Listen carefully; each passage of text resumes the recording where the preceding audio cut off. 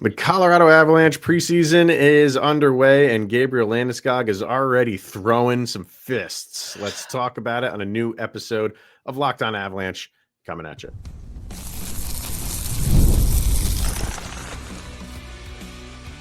You're Locked On Avalanche, your daily podcast on the Colorado Avalanche, part of the Locked On Podcast Network, your team every day. All right, everybody, welcome to another episode of Locked On Avalanche, part of the Locked On Podcast Network, your team every day. I'm your host, Chris Maselli. Joining me, as always, Mr. Zach Pearson. Thank you for tuning in, making this your first listen of the day. Always appreciate it. If you want to get in on the conversation, join our subtext. Link is in the show notes below. You chat with Zach and I one-on-one, get your opinion, everything Avalanche related, and share it on this very podcast. We will be doing that. They are chiming in as we are speaking on the one Avalanche preseason game. The other one is going on right now. We're planning on talking about both of them, but I guess flights are not lining up for Utah or something. I don't know what the heck happened, but everything got pushed back. So we're just going to talk about the one game against the the Mammoth. I was going to say the Grizzlies for some reason. The Mammoth. Real quick, the amount of times that I have said the Utah Grizzlies when trying to talk about the Utah Hockey Club and now the Utah Mammoth is a little embarrassing, actually. I should really stop that. Well, it was easier just to call them the Hockey Club. Now that they have a name, I have to remember, okay, which one are they again? Because now they're just another animal. They missed the perfect opportunity. You already had the Utah Jazz. You could have been the Utah Hands for the Jazz Hands. And they dropped the ball. Totally. So we're gonna get to a CBA poll that players were asked about. Quick little poll that the Athletic did. We'll talk about that. But where we're gonna start, is with the one game against Utah. Avalanche win this thing 5-1. Was not televised, as they typically are not in the Avalanche world. You always get the radio broadcast with Connor McGahey, which that's great because you love Connor. He's one of the best in the business. But what we do, it's nice to have the visual. So it's, you got to kind of just go with the flow in the preseason. You'll get a few of them that are televised, at least you should. But don't you feel like in the day and age of just, the information age in which we live, people are just, obsessed with sports, and especially in preseason now, it's just the excitement of, we've been joking about it, the hockey is around the corner comment that you hear 10,000 times, which we will talk about later in the next segment. Don't you think it's just about time we got to air everything now? Air it all. Have the games available. It's not that hard. You have all the equipment. You have everything set up. You air, the first game was played at DU, but you air DU games on Altitude Plus. There's no reason at this point not to just have every game ready to go. And honestly, even if you just have the camera guy up there and you throw the no audio like you do for the rookie tournament, at least for the first one, just give me some visuals, because I agree. Connor McGahey is my favorite by far, no bias whatsoever. Sure. But he does a great job for sure. But you don't get to see what's happening behind the play. You don't get to see things getting set up. And on the TV, you don't get that as much, but at least you get more of that experience with the visual. Yeah. You got to listen to McGahey call it as he does. But again, huge props to him, because he paints a wonderful picture. He does a fantastic job. And he initially was going to call both games. I know. There was enough time where he was going to call both games, but because of the delay with the flight and everything, they only did the one from DU. But they could just set up a camera, just have one, like the center ice camera, and use his audio. Yep. Use his audio to call the game. Perfect. Which, whatever. That's just, I think we're kind of just griping because it's, we just want the visual of all this stuff. I just want to watch hockey. Yeah. Right. So, and to be fair, anytime that it's a national game, it's Connor's audio playing for me anyway. I mute most of the national you broadcasts. Do that? Yeah, I'd love to. I absolutely. I don't mind them, but I much prefer listening. And again, homer bias. Yeah. I'll admit it entirely, but sure. So with this one, it was just the audio, and still, like I said, the Avalanche win this thing 5-1. not much going on in the first from what it sounded like. The Utah gets a kind of like a fluky goal. It sounded like, I didn't see that goal, but it seemed like Wedgwood actually stopped it, kind of got behind him. Nobody was there to clear it, and Utah scores. After that, all Avalanche. Yep. All Avalanche. You got 2 from Gavin Brindley in Wonderful. pretty quick succession. Like, I think there was maybe a minute or two in between those 2 goals. I think they scored 3 goals in a minute 44 is what Raj said on the broadcast. So they went quick. Very quick. So they got, I think, 4 total in the second. Yep. And you had Tristan Nielsen got 2 for himself. So he had 2. But what's kind of taking the cake here, Zach, is, like I said in the opening, is Gabe Landeskog. Well, Cale Makar got elbowed. And again, I didn't see video of that. I didn't see any video yet of the hit on Cale Makar, but it sounded like borderline dirty, going, maybe elbow up to the face. And who was it that Lipkin. Sam Lipkin. Who I don't know much. Enemy number 1. Yeah. So he takes a shot at Makar. He does get a penalty called for it. However, it was during a Avalanche double minor that they were serving, so they really didn't get benefit from it at all. But what happens is, as soon as Lipkin's available, Gabe Landeskog goes after him. And from the sound, that's the one thing I love about Connor, is his fight calls are second to none. And it sounded like Landeskog actually just mopped the floor with this dude. So go ahead. Listening to his call, absolutely. Like, first thing I thought is, oh my gosh, Gabe Landeskog just beat this guy into oblivion. So then I found a couple of people who posted clips online and watched those. And my next thought was, oh my gosh, Gabe Landeskog just beat this guy into oblivion. He didn't even give him the chance to fight back. Just went over there, dropped the gloves, punched him a whole bunch of times, bunch of uppercuts, pounded him down into the ice, and then skated away and basically said, you know what? You don't mess with Cale Makar. And I love that. This is exactly what the Avs have been missing, I feel like, for 3 years, is that guy to go out and stand up. We've had like the talk about it with Middleton being the guy out there, potentially the big guy to kind of be the enforcer. Mm-hmm. And I'm blanking on his name right now, but the other big dude enforcer that we've had for a while. And I just can't recently, like now or in the past. Yeah, like in the last couple of years. It's just been Josh Manson, really. Nah, there was one other guy that was like, everybody was. I'll think of it here in a few minutes and talk about it. But like, there's never been the guy that's really gone over. I mean, you think of the guy that immediately stands up for his teammates, and it's been Landeskog like year in, year out. It's always Landy. And so I think that even in the preseason, the team sees it, the fans see it. It's been missed. I mean, my first reaction is like, oh no, like, why are you doing this in a preseason Gabe Landeskog? But on the other hand, it's like, this is game 1 of the preseason, and it's not going to happen for the next 5. Yep. You know, like he pretty much just put a nail in that, of just like, we're not going to be taking shots and free shots at anybody, let alone, our superstars. Yeah. And that's the thing you get in preseason games, is guys like Lipkin, who's I believe a 7th round pick, who are trying to make a name for themselves. I don't know if that's exactly what he was trying to do. I'm going to say it was, but because, why are you doing, if you want to make a name for yourself, don't do it with a cheap shot. Yeah. That's not making a name for yourself. If I'm a head coach, I don't look at that and say, like, I look at that and be like, that's not what we do. We don't take cheap shots at any point of the season, and we especially don't do it in the preseason against a all-world player like that. If Cale Makar, Cale Makar's out there. So I know in a preseason game, things maybe aren't as physical as they should be, but this game sounded like, you had Middleton got into a fight like almost right off the bat.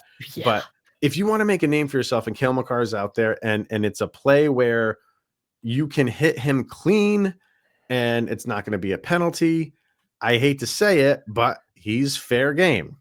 Yep. That doesn't seem like what this was. And on the other side of it is like, yeah, you'd normally want someone like Middleton to go settle that score. But this is Gabe Landeskog also saying, I am also like, I'm completely back. I am back. This whole training wheels thing that we've been talking about, nothing is off limits for me anymore. So it served two purposes. It served, you're not going after Cale Makar, and I'm back being the captain of this team. And I'm going to show you that by throwing down in a preseason game with a 7th rounder. So in the end, I understand it all.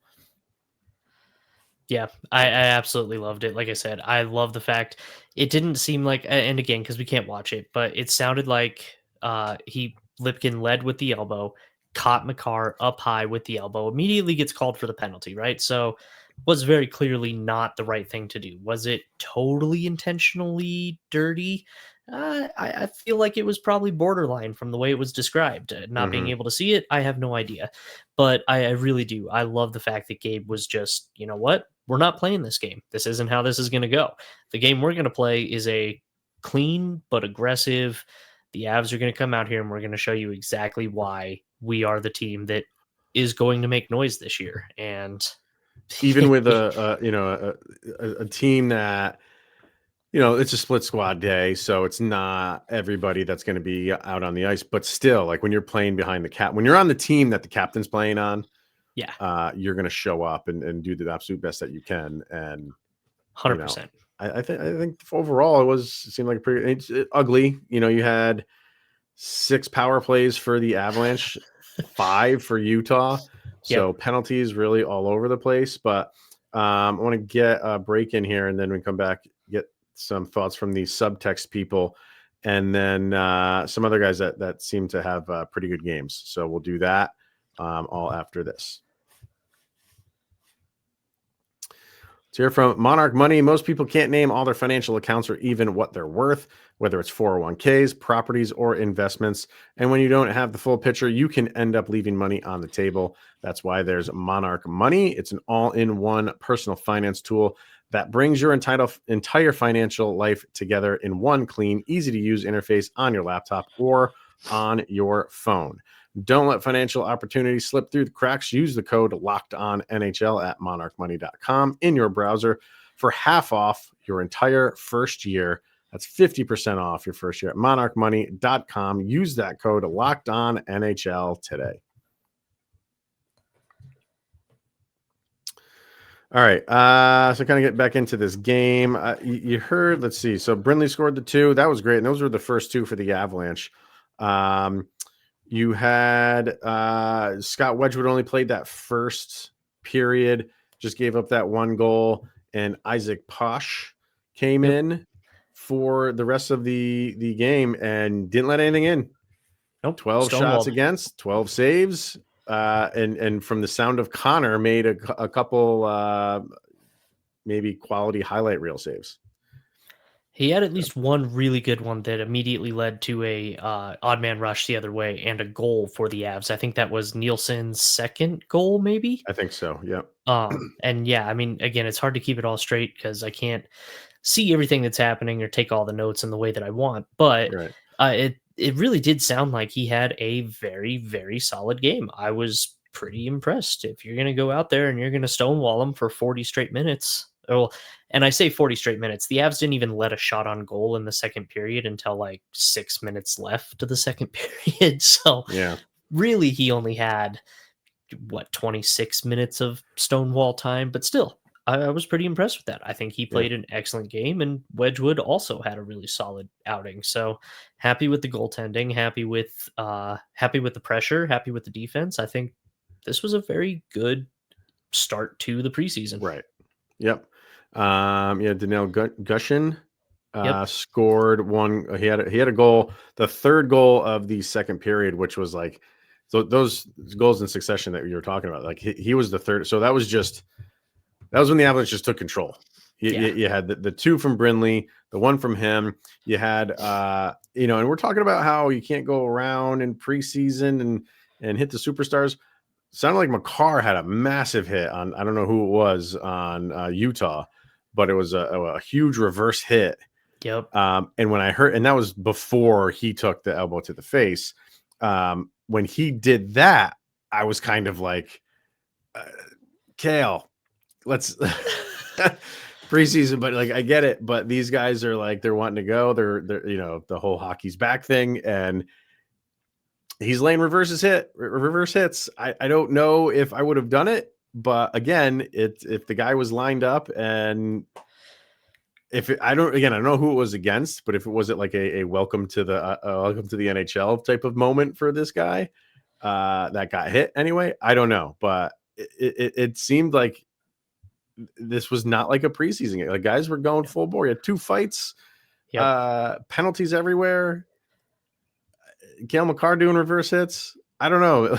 I'm listening. I'm like, this was not what I expected for game number 1, but a lot more than I expected. Agreed. I think the reverse hit, I'm all for. I actually would much rather see the big reverse hits because that to me, like that means a guy was trying to take a probably clean run at Cale, and Cale just squared him up and said, that's not going to happen. And so I like that a lot too, being able to show the physicality because the team has been criticized in the past for not having quite the right amount of physicality. So I know I don't want to see it in the preseason. But in the regular season, I also don't really totally want to see a Cale Makar throwing a reverse hit and trying to do that because I want him to just be out there dangling, poke checking the puck away, getting it up ice and scoring the goals. I don't want to see Nathan MacKinnon throwing hands because God forbid anything happens to those hands, right? But I love to see the physicality, and I really very much enjoy that they're out here and they're ready to go from puck drop preseason game 1. It does kind of speak to that attitude that they gave in all the media day stuff. This team is hungry, this team is ready, and this is a different feeling around the locker room. Yep. Asked some people on subtext what they thought. You had Aunt Kitty said Landy being the one to respond to the hit on Makar, and they just put heart eyes emojis all over the place. So yeah, that was and Makar did not finish this game. I think there was like 5 or 6 minutes left, and they just sent him to the locker room. Yeah. And normally you'd be like, okay, that's fine. Game's in hand. Preseason game doesn't matter. And then you said that Bednar did comment on it after you saw what was the comment? He saw a comment that said, like, don't really know, but I expect that he's fine. We just pulled him out of the game as a precaution so we didn't want him playing for the rest of the game after taking that hit. He did take a shift after taking that hit, so he was able to go back out there and play again. But then it sounds like the Avs just said, you know what? It's not worth it to risk a guy like Cale in the preseason, so pull him to the side. Right. Let it go. Craig, I didn't even think about doing this, Craig. Good idea, man. He said, I wasn't able to get the Avs broadcast, had it on. I think he's trying to get it on Sirius, but it wasn't going through. Wasn't aware the first game was on until I decided to check for more info, and I found that Utah was winning 1-0. Luckily, I was able to get in on the Utah broadcast. Oh, all right. So nice. was Utah broadcasting this televised or no? I don't think. I can't imagine they were. We'll have to check with Craig. Yeah, I didn't see anything on that. So as soon as he tuned into the Utah broadcast, that's what the Avalanche started going on a run. So, all right. So, Craig, I'm going to need you to listen to opponent broadcasts from here on out. That's what you are, Craig. You are not allowed to listen to the Avalanche broadcast the rest of the year. And he just said Brindley seems really promising. So, yeah, yes, he does. Shorzy says liking the offensive dominance, but it's preseason. The way the script's written, the real hockey doesn't start until late October, early October, bro. Early October. Yeah, game 1 is whenever. I understand what he's saying, but yeah, I do too. But I agree. I think first game puck drop of the regular season, like those guys all come out there. If anything, I think it probably takes a slight lull in the middle of the season, kind of during the I guess dog days of the season, and then ramps back up towards the end. But yeah, I really think the beginning of the season is intense time of hockey. Yeah. And then Joe said Gabe is so back, and Lisa said hockey is so back. So are we back? Are we back? That's the question I want to ask you, because I threw this out to on Twitter, and it was like I just get a kick out of this about when people are like the excitement comes for people for hockey, because as soon as the calendar shifts to September, it's like, oh, hockey is right around the corner, and then you get the rookie camp, and it's like hockey's right around the corner, and then you get the first rookie camp games, hockey's right around the corner. What else? Training camp rosters. Yep. Hockey's around the corner. This right here, preseason game number 1, hockey's like, so I just get a kick out of it. And I get it. Like everybody has different levels of excitement for when hockey is back, quote unquote. Do you have a specific time frame when you're like, this is now I'm getting like the hockey butterflies? I would say legitimately it is the rookie showcase. I feel like as soon as they go out and hit the ice, because you've got like drafted and belong to a professional franchise players. These aren't the guys that are going to necessarily be playing that season for that team, but you have like, these are people in your organization out there playing legitimate hockey. Mm-hmm. That is when I think I'm really like, okay, it's hockey time. Not officially, I'd like to say that I'm very much like the Happy Gilmore scene where he walks over and is playing with the trash and says, only 362 days until hockey's back. I got to get ready. And like, yeah, that's somebody said that in the comments was like, I get excited the day after the Stanley Cup is awarded. Yep. I'm like, no, I mean, I've gotten to the level where like I need to take some time off. Not from like, I pay attention to hockey every single day and just what's going on out there. But I'm like, this is great. And this is exciting. Like preseason, it's fun. Like, yeah, it's like, okay, but I don't get the like amped up until kind of like the day before game 1. It's just fair. Like I'm excited for this. This is fun to watch, preseason and everything. But I really get up when like the games officially matter. So it's usually the day before. The day before I get a little bit restless and it's like, okay, I just want tomorrow to be here and watch that first game. And I don't do that at any other point. I don't do that for the rookie camp. I do that for like preseason game 1 through 6 while they're fun. And it's just, another thing is like, oh, they're just another day closer to opening night. These don't like just get me like super excited. I don't know. It's just that maybe just because I'm in my 40s and I've been watching hockey for so long, I'm just waiting for the real games to come. So that's where I'm at. I can definitely see that because I feel like my excitement level does move back a little bit as I progress in age. But I'm still at once the rookie showcase starts, that's when I'm like, okay, hockey's here and it's like, it's time. Yeah, and it just always seems to work out perfectly about that time of year is when I get that itch and I'm like, you know what? I could really go for a hockey game this afternoon. And yeah. No, I get it. So, but overall for this game, did you have a score for the other game? I do actually look it up. But for this one, it is obviously 1-0. Who? Avs. Okay. And I also have to mention because he had 3 assists, Landeskog. Yep. 3 assists on the day. So, who else had points here? You had Brindley with the 2 goals, Nielsen with the 2 goals. You had the 1 goal from I can't pronounce his last name. Gushin. I want to say Gushin.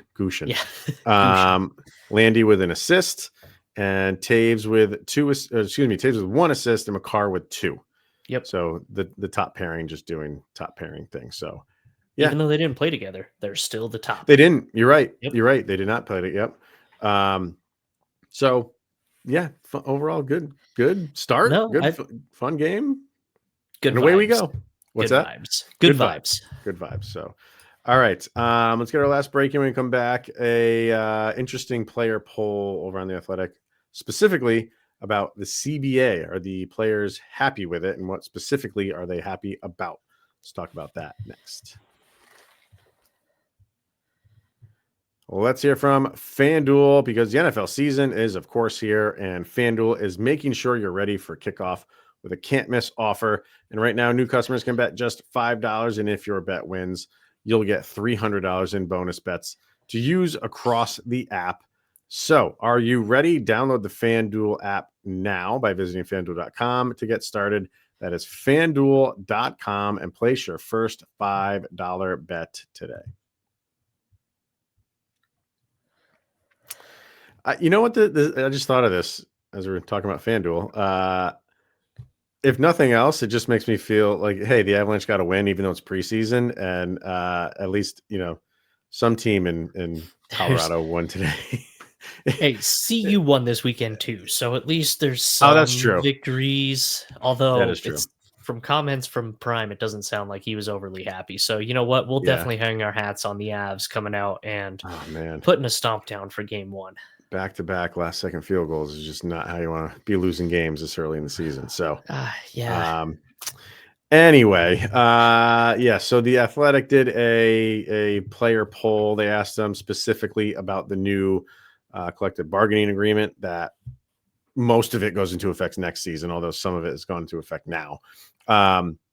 So they asked a few questions, and just want to throw those out, get your thoughts, and go from there. So first one is, what's one thing the new CBA doesn't address that you wish it did? And the number one response, overwhelmingly, was nothing. Nothing. Which is crazy. Yeah, they absolutely love it. You had ones on there. 6 people said the state income tax disparity. 4 said not a fan of the 84-game season. 2 people, although we heard Cale Makar say most people, and again, this is just like one thing that it doesn't address. But with Cale Makar saying a lot of guys want to go back to the 1 versus 8 format, only 2 guys threw that out there.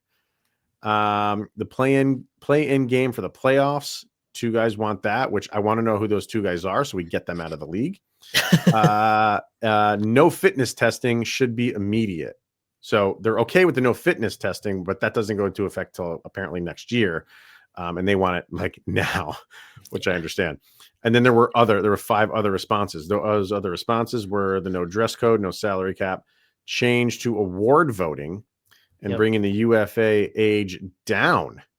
And one guy said, if you score a shorthanded goal, the power play ends. That needs to be implemented immediately. I like that. I would definitely do that. But I never really thought of bringing the UFA age down, which I'm not a fan of. Like, to what? Like, just to 26 instead of 27? Like, how much further did they want to bring it down? That they don't give you that information. But that one I'm not really up in arms about. I'm okay with where it's at right now. But overall, players seem to be okay with the CBA. So it's going to be kumbaya between players and owners for the next however many years. Which is good news, because that means no lockouts for the NHL, in theory. Knock on wood. Very much so. Yep. What's one thing that you're happy that was included in the new CBA? 16 said no dress code. 2 answers tied for 12. Camp is shorter and fewer preseason games, so that's a plus. There's the no fitness testing. That was 12. LTIR changes in the playoff cap. 5 people said that. And then there were other responses, such as playoff pool increase and health care post-career, which is on there. And the minimum salary cap is increased, or the other ones in there. So I was wondering about how into the dress code thing the hockey players would be, because I feel like they like getting like dressed up and being formal going to the, you're going to have guys that are just like, no, I'm just showing up in my, they're going to be done hunting and just coming right in, like right after, you know what I mean? There's going to be some guys that do that, but I feel like the majority of the guys would just kind of keep this going because they like looking dapper, and they're just going to continue to do that. Dapper. That's a good word. That's not a word that gets used enough in today's lingo. No, I think I like this one. I'm good with the no dress code as well, because I think they kind of stifle it into a one size fits all mentality. And from the media day in Vegas, I believe it was, a lot of the guys were asked about that. And there was a lot of different comments that said, it's not that I'm going to just like show up in jeans and a t-shirt. It's that I can express myself in a different way. I can wear something that's nice, but not what is just like the league standard. So I'm actually pretty interested to see. We'll see if anybody shows up in like a Cam Newton-esque wild and out there outfit. But I understand why they would be excited about this, and I can feel a little bit of that excitement too. I think that ability will be good.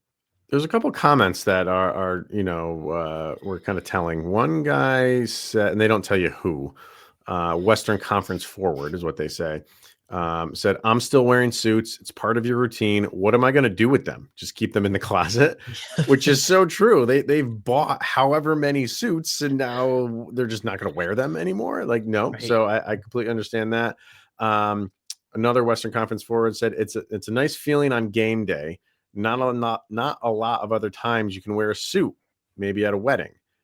And that's what I'm saying. Like, I think a lot of guys like getting dressed up. Yeah. They just like that feeling, and you don't get to do it a lot. So they want to do it.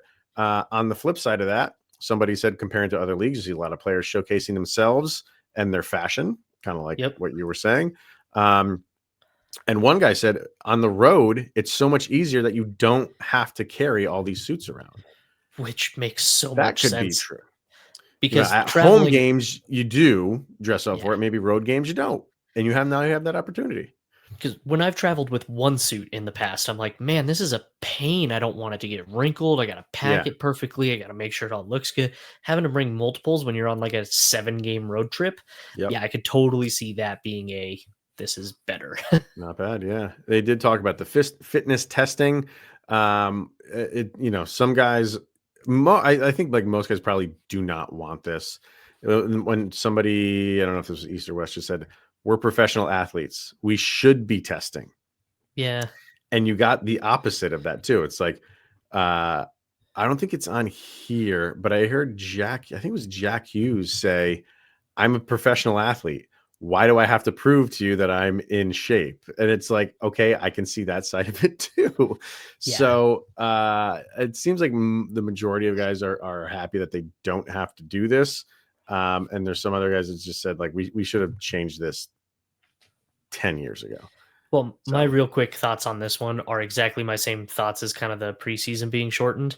In years past, once the season was over, these guys are going out. They're eating, they're drinking, they're smoking, they're doing whatever. They come back to the start of training camp and they're fat and out of shape. Yep. And they got to get back into shape. And that's where the fitness test comes in. Now, you don't. God, can you imagine if Nathan McKinnon had a teammate that spent the summer drinking beer and hammering hot dogs? It wouldn't work. Like, that's not going to happen. Yeah. So, like, I can understand the fitness test being pulled out. It's a different world. These guys are on such a different level than when that was implemented. I can totally see why that should be taken out. Absolutely. Yep. They're obviously happy with the shorter training camp and fewer preseason games. Mostly the camp just drags on and on and on. Used to be much longer in the olden days. To me, this is a change that every player loved, even though it means 2 more games, but I'd rather play 2 more games that mean something than exhibition games that don't. 100%. Pretty simple there. So I would have maybe just taken away the preseason games and not feel the need to tack them on to a regular season to make it 84 games. Agreed. I think we could have stayed at 82 just because now, like, the NHL was, I don't want to say they were touting it, but they said when they're going to the schedule for next year, when it's going to start, it's going to start in now, like where we are now, like late September. And it's like, well, yeah, because you have a couple more games that you're playing, and it's still going to end around the same time in mid-June. So I don't know. I just didn't feel the need to add not for any reason of like injury or anything like that, which is probably going to happen, but to somebody, but just like just not necessary. I just don't feel like we needed it. I agree. But those sweet advertising dollars say different. Yes, you're absolutely right about that. So, hey, and you know what though? That also helps the cap go up, which helps us get some of these players to long-term deals. So, you know what? It works out for the players probably for the best in the end. If you came up to them and you said, take away 2 preseason games or 3 preseason games, whatever, add 2 regular season games. By the way, this will increase the cap and potentially increase money in your pocket. They all sign up in a heartbeat. Sign me up. Yeah. So, I mean, it makes sense for most of them to like everything because they were a part of the bargaining. Yep. You know what I mean? They had a say in all this. So of course they're going to like most of it. But yeah, I mean, it seems like everybody's on good terms, and there was no real like dissension for these negotiations. The fact that it got done so early kind of tells you where the league is right now between the owners and the players. And that's a good thing. So yep. We'll see where this goes. All right. Any update on the score right now? Still first intermission, still 1-0 Avs. 1-0. It looks like, let's just see real quick who put in the 1 goal for the Avalanche. That would be Arturi Lehkonen. All right. With an assist by Marty Nachas. So there we go. Hey, yeah. There we go. Good. Already connecting. Gotta love it. All right. Well, if anything goes on in that game crazy, we'll talk about that on tomorrow's episode, and anything else that's going on in Avalanche world, we'll bring that up for tomorrow. But for this one, thank you for tuning in, making it your first listen of the day. That's always appreciated. He is Mr. Zach Pearson. I am Chris Maselli. This is the Locked On Avalanche podcast. We'll see you guys tomorrow, where, of course, you will have made it through another 24 hours, where Sidney Crosby's that much closer to playing the Colorado Avalanche.